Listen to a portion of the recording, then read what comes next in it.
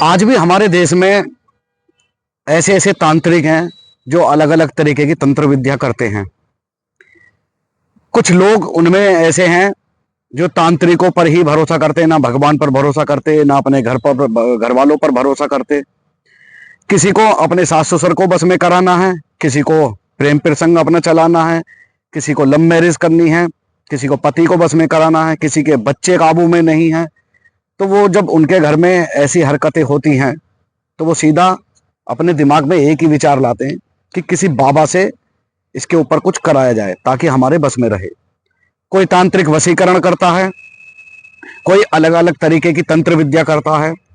सन 2025 चल रहा है, वैज्ञानिक चांद पर पहुंच गए हैं, मंगल पर पहुंच गए हैं, लेकिन आज भी हमारे देश में इस तरीके की बातों पर विश्वास किया जाता है। और ये मैं कहूंगा कि एक तरीके से अंधविश्वास ही है।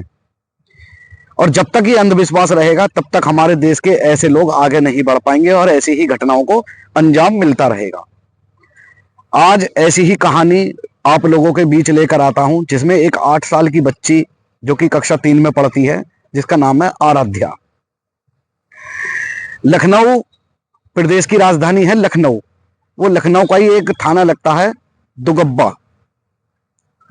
उसी वहां की रहने वाली, पिता का नाम छोटे लाल, माता का नाम है सीमा देवी। आराध्या अपने माता पिता के साथ अपने घर पर रहा करती थी। पिता एक बिजली का जो बिजली घर होता है उसी के पास सब्जी की दुकान लगाया करते थे। आराध्या जो उनकी 8 साल की बेटी है, वो पिता का हाथ बटाने के लिए, घर का खर्चा चलाने के लिए पॉलीथीन में सब्जियां पैक कर कर अलग अलग जगहों पर, अलग अलग घरों में देने जाया करती थी। कक्षा 3 में पढ़ती थी। बहुत गरीब परिवार में आराध्या और छोटे लाल और सीमा। दूसरी तरफ एक परिवार और रहा करता था, राजस्थान का रहने वाला सोनू, जो कि दुगब्बा में कॉस्मेटिक की दुकान चलाया करता था। सोनू की शादी जुगनू के साथ हुई थी, जो कि सोनू की पत्नी है। अब एक रोज ऐसा आता है कि आराध्या जो कि 8 साल की बच्ची थी, वो शाम को लगभग 4 से 5 बजे के बीच पॉलीथीन में सब्जी पैक करके वो जहां उसको देनी थी वहां जा रही थी। अचानक से सोनू और जुगनू उसे रोकते हैं, उससे बातचीत करते हैं और फिर अंदर ले जाते हैं। अंदर ले जाने के बाद पता लगता है कि सोनू उसको, मतलब बच्चे को चीज बहुत पसंद होती है, चीज का लालच देकर, खिलौनों का लालच देकर अंदर ले जाता है। जब अंदर ले गया उसके बाद कभी आराध्या घर वापस नहीं लौटी। इधर छोटे लाल के परिवार में ढूंढ मच जाती है। जब ढूंढ मच रही थी, रात के 9 बज जाते हैं, लेकिन ढूंढने के बावजूद भी आराध्या का कोई पता नहीं चल रहा था। इधर मां परेशान, जो सीमा थी वो परेशान कि मेरी बेटी आखिर गई तो गई कहां। जब रात को 11 बज जाते हैं लेकिन आराध्या का कोई पता नहीं चलता, तभी मां और बाप आराध्या के तय करते हैं कि हमें पुलिस को सूचना देनी चाहिए। पुलिस थाने में पहुंचते हैं। जैसे कि आप जानते हैं, पुलिस का रवैया पहले यही होता है कि 24 घंटे तक देख लो, कहीं गई होगी, किसी रिश्तेदारी में गई होगी, आ जाएगी। दोनों माँ बाप थाने से वापस आ जाते हैं, फिर ढूंढने लग जाते हैं। अगला दिन आ जाता है, अगले दिन भी आराध्या का कोई पता नहीं चलता। अब आराध्या गई तो गई कहां। उसके बाद जो छोटे लाल के अड़ोसी पड़ोसी थे, उस गली के लोग थे, वो थाने पर जाकर हंगामा करने लगते हैं, रोड जाम कर देते हैं, जिस पर पुलिस वाले उन पर लाठियां चार्ज करके उन्हें घर वापस खदेड़ देते हैं। ऐसे ही करते करते 2 दिन बीत जाते हैं। 2 दिन जब बीतते हैं तो फिर से आराध्या के जो माँ बाप थे वो थाने में पहुंचते हैं, पुलिस के पास। वहां पर जाकर कहते हैं कि साहब, 23 जनवरी 2025 को मेरी बेटी शाम के टाइम सब्जी बेचने गई थी, और जब सब्जी बेचने गई है तब से उसका कोई पता नहीं है, वो वापस नहीं आई। तब पुलिस वालों की 24 घंटे बाद थोड़ा हरकत में आती है पुलिस, और जो आराध्या थी उसकी छानबीन करने लगती है। छानबीन करने के लिए जैसे ही निकली तो उन्होंने सबसे पहले सीसीटीवी कैमरे जो वहां पर लगे हुए थे, सीसीटीवी कैमरे खंगाले। तो लगभग 300 कैमरे ऐसे थे जिन्हें पुलिस वालों ने खंगाला, जिनमें से एक कैमरे में उन्हें दिखता है कि सोनू और जुगनू, जो कि पति पत्नी है, पड़ोसी हैं, वो आराध्या से बात कर रहे हैं और उनके साथ आराध्या गई है। इस पर जब उन्हें सीसीटीवी कैमरे में ये सब देखने को मिलता है तो वो सोनू को और जुगनू को पुलिस थाने बुलाते हैं और पुलिस थाने में उनसे छानबीन की जाती है। लगभग 2-3 घंटे, 4 घंटे थाने में रखकर उनसे पूछताछ की जाती है, जिस पर सोनू थोड़ा घबरा जाता है। इस पर जो गांव के प्रधान थे वहां के, वो आते हैं और उनके दबाव में सोनू को और जुगनू को पुलिस वाले छोड़ देते हैं। लेकिन शक पूरा था पुलिस वालों को सोनू पर और जुगनू पर। अब छोड़ने के बाद जब वो दोनों घर आ जाते हैं तो सोनू का मोबाइल पुलिस वाले रख लेते हैं। अब सोनू को ये लगने लगता है कि मेरा जो भांडा है वो फूटने वाला है।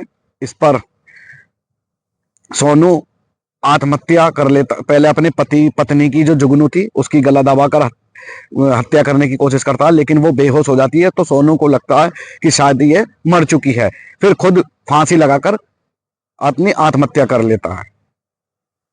अब 1 फरवरी 2025 आ जाती है। घर से कुछ दूर एक नाला था, गंदा नाला। वहां पर कुछ चरवाहे अपनी गाय भैंस चरा रहे थे। उन्होंने देखा कि नाले में कोई पिंडी में लिपटी हुई चीज पड़ी है। उन्होंने जब देखा तो वो एक बच्ची की डेड बॉडी थी। अब वो वहां पर जब उन्होंने देखा तो रोल मचानी चालू कर दी, शोर मचाना चालू कर दिया, जहां पर और भी लोग वहां पर एकत्रित हो गए। उन्होंने देखा जहां पर ये डेड बॉडी पड़ी थी वहीं पर आराध्या की बुआ का घर था। अब बुआ भागी भागी आती है, क्योंकि बुआ को भी ये पता था कि आराध्या गायब है। आराध्या की बुआ जब वहां पर घटना स्थल पर पहुंचती है जहां पर डेड बॉडी पड़ी थी, तो वो डेड बॉडी को देखकर उसके कपड़ों से शिनाख्त कर लेती है कि ये आराध्या की डेड बॉडी है। और उस पर जब देखती है तो एक माथे पर लाल टीका लगा हुआ था, लाल कपड़ा पड़ा हुआ था और एक माला आराध्या के पहनाई हुई थी। पुलिस को फोन किया जाता है, पुलिस मौके पर पहुंचती है, देखती है कि 8 से 9 साल की बच्ची है जिसकी ये डेड बॉडी है और गले में माला है, लाल कपड़ा है और एक सिंदूर का टीका भी लगा हुआ है। पुलिस को जरा सी भी देर नहीं लगती समझने में कि ये तंत्र मंत्र का केस है और तंत्र मंत्र करने के लिए इसकी बलि चढ़ा दी गई है। अब आराध्या का जब डेड बॉडी मिलती है तो फिर से जुगनू जो थी उसको बुलाया जाता है, जो कि सोनू की पत्नी थी, थाने में। और थाने में पूछताछ करी जाती है और जुगनू के घर की तलाशी ली जाती है। तो साइकिल पर एक रस्सी बंधी हुई मिलती है, जो कि उसी का दूसरा टुकड़ा था जिससे आराध्या का गला घोटकर हत्या की गई थी। सेम वही रस्सी उसके केरियल पर, जो साइकिल का केरियल होता है, उस पर बंधी हुई मिलती है। काफी सारे सबूत यहां से इकट्ठा करती है। सीसीटीवी कैमरे में जो फुटेज आया था वो इकट्ठा हो जाता है। अब जुगनू से पूछताछ करती है। जुगनू से जब पूछताछ कर रही थी तो जुगनू इधर उधर की बात करके और ऊपर से पुलिस वालों के ऊपर ही इल्जाम लगाता है कि आपने इतना टॉर्चर किया है कि मेरे पति की हत्या हो गई है और हम सब लोग इसके पीछे नहीं है, हम क्यों ऐसा करेंगे। इस तरीके की बात जुगनू कर रही थी। लेकिन पुलिस का जो अपना तरीका होता है, पुलिस फिर उस तरीके पर आ जाती है। तो जुगनू उस तरीके को सहन नहीं कर पाती है, ज्यादा देर पुलिस के सामने नहीं टिक पाती है, वो सारे राज खोल देती है। अब जिस घटना से उसने अंजाम दिया था इस घटना को, जिस तरीके से, वो मैं आपके सामने रखता हूं। जुगनू बताती है कि 4 साल पहले उनको एक तांत्रिक मिला था जिसने अपनी जो जिन्न शक्ति थी उसको हमें बताया और उसने कहा कि अगर तुम किसी बच्ची की यहां पर बलि दोगे, नाबालिग बच्ची की, तो आपकी जो मर्दाना ताकत है वो जीवन भर रहेगी और कभी भी आप बूढ़े नहीं होगे।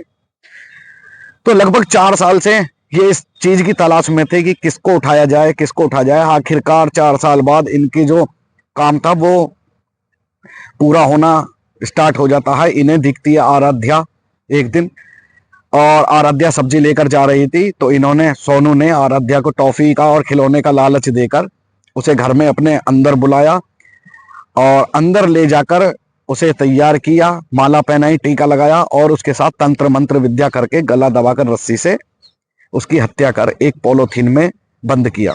बंद करने के बाद साइकिल के कैरियर पर रखकर उसे जाकर एक नाले में फेंक देते हैं।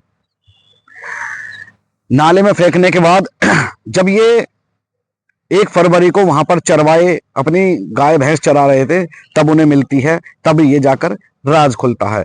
तो देखिए इस तरीके से तंत्र मंत्र के चक्कर में जुगनू ने और सोनू ने कितनी बड़ी घटना को अंजाम दिया है। हालांकि मैं आपसे बार बार कहता हूं कि आज के टाइम पे तंत्र मंत्र विद्या ऐसा कुछ नहीं है, क्योंकि दुनिया चांद पर पहुंच गई है। लोग बाग आज भी तंत्र मंत्र के चक्कर में लगे हुए हैं। किसी को अपने पति को बस में कराना है, किसी को सास ससुर को बस में कराना, किसी को पुत्र को कराना है, किसी को अपनी प्रेमिका से शादी करनी है उसको बस में कराना है। हालांकि ये नहीं जानते हैं कि तंत्र मंत्र अगर तांत्रिक जाने तो वो अपना ही भला ना कर ले, क्यों इधर उधर भटकता फिरे। मैं ये नहीं कहता किसी साधु संत को कि हमारे देश में ऐसे भी साधु संत हैं जिनके पास बहुत बड़ी बड़ी सिद्धियां हैं, लेकिन वो किसी से दुनियादारी से मतलब नहीं रखते हैं, वो अपने भगवान की भक्ति में लीन रहते हैं। लेकिन जो इस तरीके के साधु आते हैं, जो गली मोहल्ले में आते हैं और आपको बेवकूफ बनाते हैं, उनसे हमें सावधान रहने की जरूरत है।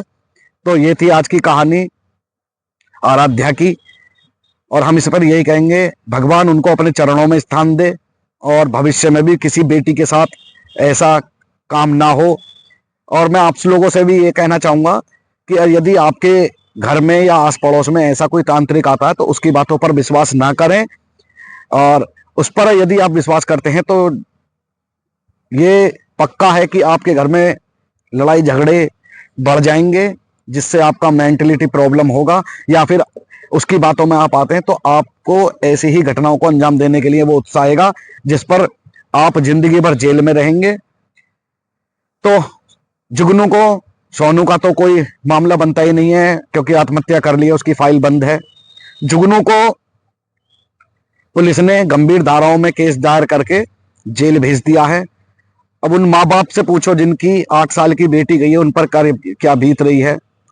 हालांकि पिता ने यह कहा था, जो छोटे लाल थे, कि मेरी बेटी, हम गरीब लोग हैं, मेरी बेटी हमेशा मेरे काम में मेरा हाथ बटाती थी और उसी की कमाई से हम हर रोज 100 रुपए जोड़ने का भी काम करते थे, उसके जोड़ने के हिसाब से उसकी शादी के लिए, ताकि अब इसे हम जोड़ेंगे तो उसकी आगे शादी में काम आएंगे। अब उनके मन से पूछिए कि शादी के बारे में वो क्या सोचते हैं, क्योंकि बेटी चली गई।